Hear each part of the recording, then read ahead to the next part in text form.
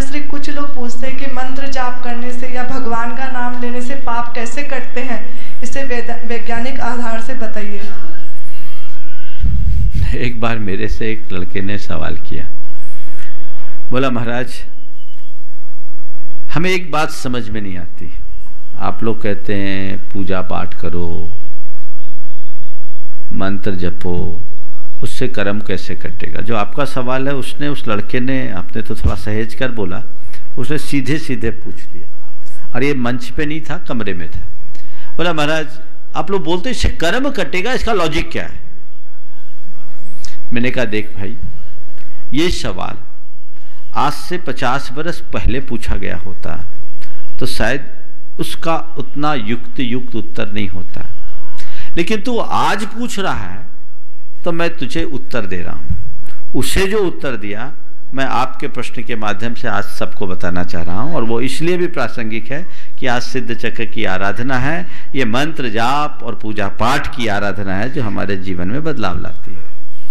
देखिए, हम जब अपने मुख से कोई शब्द उच्चारित करते हैं तो हमारे मुख से उच्चारित होने वाले शब्दों का ध्वनि वैज्ञानिक प्रभाव पड़ता है।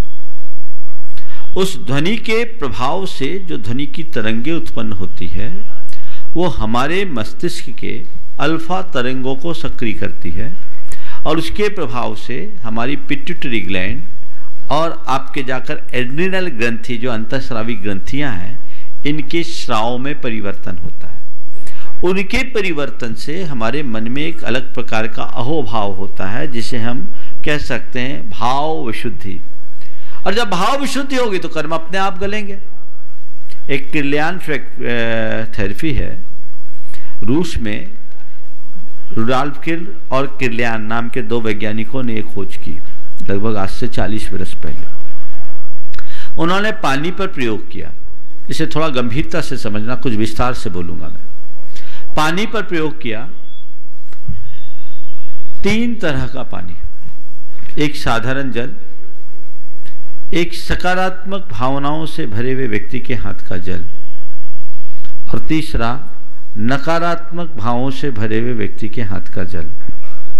साधारण जल को पौधों पर सींचा गया, पौधों की वृद्धि दर सामान्य रही।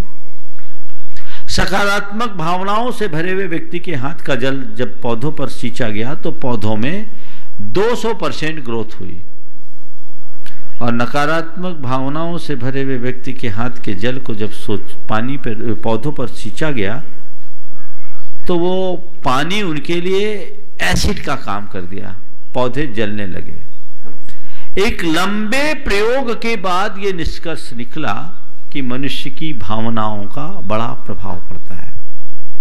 पानी को अगर दुनिया के किसी लेबोरेटरी में चेक कराएं तो कुछ नहीं दिखेगा, क्योंकि chemically there is no changes, वहां कोई परिवर्तन नहीं, लेकिन परिवर्तन था, वो गुणात्मक था, ये प्रभाव था, ये प्रयोग हमारी भावनाओं का। तो जब हम व्यक्तिगत रूप से मंत्र जाप करते हैं, पूजा पाठ करते हैं, प्रार्थना करते हैं, तो उसकी भाव तरंगों का प्रभाव हम पर भी पड़ता है और बाहर भी पड़ता है। मेरे संपर्क में एक व्यक्ति ने यह प्रयोग किया कि मंत्रित जल का प्रयोग रोगियों पर किया, उनकी रिकवरी बहुत फास्ट हुई। अमेरिका में हार्वर्ड यूनिवर्सिटी में एक रिसर्च हुआ, 10-10 रोगियों के 3 समूह को अलग अलग स्थान पर रखा गया। 10 के लिए प्रार्थना की गई, 10 के लिए नकारात्मक भावना भाई गई, और 10 का सामान्य इलाज किया गया।